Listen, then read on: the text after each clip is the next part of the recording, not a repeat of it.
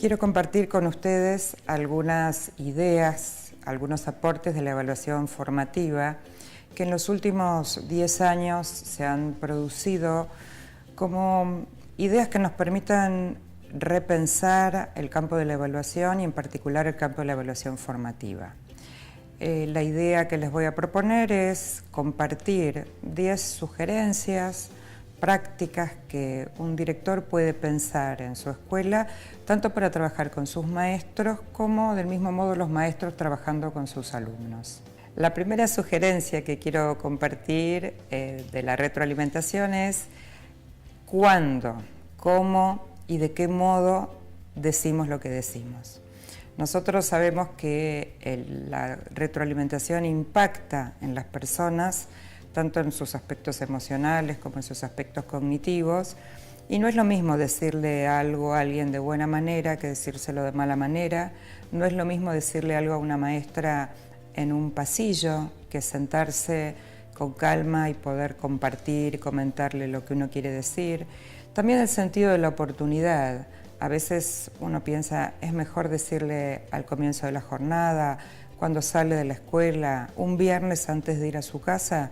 Son todas ideas que nosotros deberíamos pensar cuando decidimos ofrecer retroalimentación a un docente o a un alumno. La segunda sugerencia tiene que ver con el clima en el cual uno piensa ofrecer retroalimentación y que si nosotros pensamos un espacio y un tiempo y un modo de vincularse y de comunicarse con los docentes y con los alumnos, tenemos que pensar que este clima sea de tranquilidad, un clima no punitivo, un clima en donde el error forme parte del proceso de aprendizaje.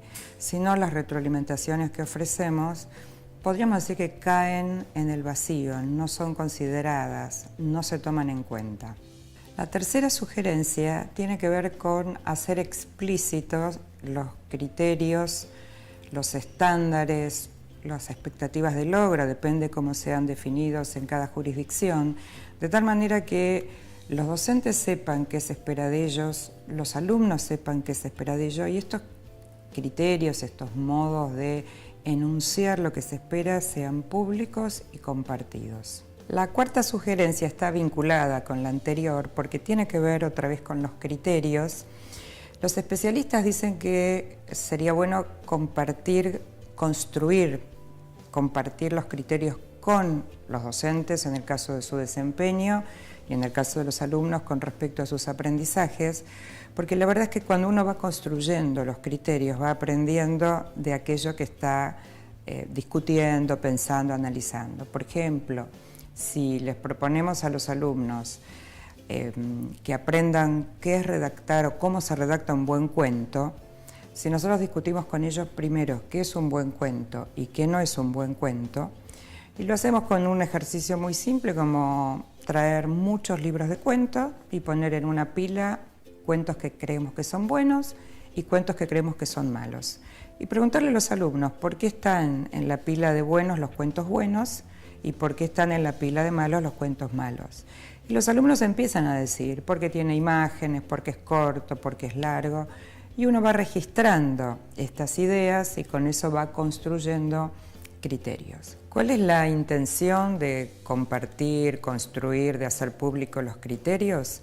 Que no solamente los utilice el docente para evaluar, sino que sean los propios alumnos que los puedan utilizar para autoevaluarse y también para evaluarse entre pares.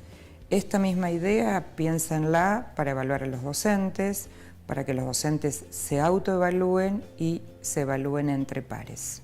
La quinta sugerencia tiene que ver con qué oportunidades ofrecemos nosotros desde la conducción para que los mismos docentes y los mismos alumnos identifiquen sus problemas, sus fortalezas, sus debilidades, en lugar de señalarlos siempre desde afuera.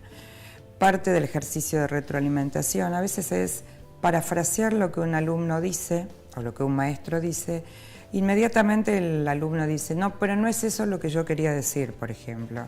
Y entonces no hace falta que uno le diga nada acerca de su debilidad o de su fortaleza, sino es el mismo alumno o es el mismo docente quien lo reconoce.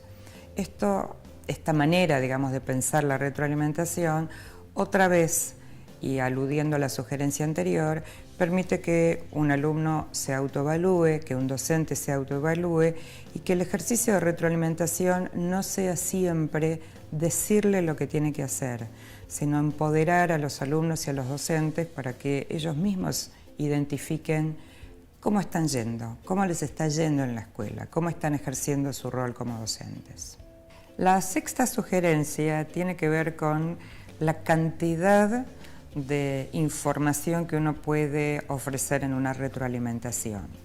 Nosotros pensamos que deberíamos elegir, focalizar en algunos aspectos, porque nadie puede hacer algo con todo lo que uno le dice. Un ejemplo puede ser, si yo corrijo una producción de un alumno, no puedo señalarle 20 cosas en su producción, porque la pretensión de la retroalimentación sería que el alumno haga algo con lo que yo le estoy sugiriendo, proponiendo. Y si recibe 20, es muy difícil operar con esas 20 sugerencias o propuestas. Entonces, la idea es que nosotros como directivos o como maestros podemos registrar mucha cantidad de información, pero al momento de pensar en la retroalimentación debemos focalizar en aquellos aspectos que sean más relevantes para mi grado, para mi institución, porque tiene que ver con el proyecto que estamos encarando este año, porque tiene que ver con los procesos de mejora que queremos considerar, y entonces eso nos ayuda a priorizar, a jerarquizar, a elegir algunos de estos aspectos y trabajar con esa retroalimentación. La séptima sugerencia, bien puntual, tiene que ver con un modo de ofrecer retroalimentación es ofreciendo ejemplos, mostrando ejemplos, modelando cómo se hace algo. Nosotros tenemos siempre alguna historia de crítica a los modelos conductistas y entonces parece que mostrar o modelar no está bueno porque entonces el alumno o el docente no construye. Y la verdad que esto no es así. A veces es bueno mostrar un buen ejemplo, a veces es bueno modelar cómo se hace algo para después el alumno o el docente lo haga a su propio modo, a su propia manera. Pero esta idea de piensen cómo lo harían, por ejemplo, y no ofrecer ningún ejemplo, muchas veces deja en el camino a muchos alumnos o a los docentes sin saber exactamente cuál es la propuesta. Así que buenos ejemplos es una buena manera de retroalimentar. La octava sugerencia tiene que ver con pensar dos cuestiones muy importantes en la retroalimentación. La primera es valorar aspectos positivos. Todos los alumnos y todos los maestros hacen cosas bien. Entonces, el primer ejercicio que uno debería hacer cuando uno ofrece retroalimentación es identificar aquello que hacen bien, aquellas fortalezas, aquello que muestra lo que el maestro sabe, lo que el alumno sabe, y para poder, obviamente, después avanzar sobre otros aspectos. Pero esta valoración, uno diría, casi sería el comienzo de una buena retroalimentación. La segunda idea es que no siempre necesitamos decir cómo hay que hacer las cosas. Muchas veces una buena retroalimentación es una buena pregunta, que lo deje el otro pensando. Los dos aspectos, la de la pregunta y la de la valoración, van a impactar también, como dijimos antes, sobre el campo de la autoestima, no solo sobre los conocimientos o sobre los aspectos cognitivos de un estudiante o de un maestro, sino sobre su autoestima, y sabemos que quien se siente bien, se siente reconocido, tiene muchas más posibilidades de aprender más y mejor. La novena sugerencia tiene que ver con qué esperamos que el otro haga con lo que le ofrecemos como retroalimentación. Y algunos autores usan una analogía muy linda que es la analogía del paquete, ¿no? Y uno dice, ¿qué hace una persona cuando recibe un paquete? Puede hacer muchas cosas. Puede devolverlo al remitente, puede quedarse con el paquete y abrirlo, puede guardarlo para más adelante, puede tirarlo a la basura. Y nosotros no queremos que la retroalimentación ni vaya a la basura, ni quede olvidado. queremos que el alumno y el docente hagan algo con aquello que les proponemos, les preguntamos, les sugerimos. Entonces es muy importante no solamente ofrecer retroalimentación, sino que seamos muy claros en qué queremos que hagan nuestros alumnos o nuestros docentes con esa retroalimentación.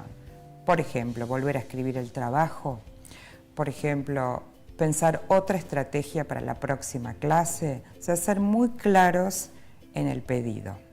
La última sugerencia es una bien específica y es un ejemplo de lo que en el campo de la retroalimentación llamamos protocolos, que son una especie de redes de conversaciones organizadas que tienen una estructura, que lo que permiten es en muy poquito tiempo ofrecer retroalimentación.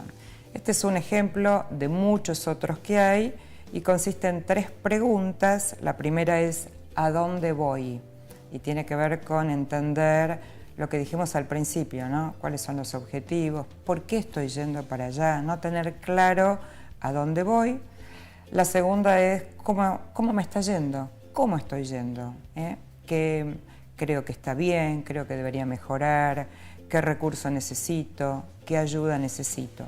El tercer punto es ¿cómo sigo? Porque tenemos que pensar en el futuro, tenemos que pensar hasta aquí llegué, ¿qué más tengo por delante? ¿Hacia dónde voy? ¿Qué otros aprendizajes?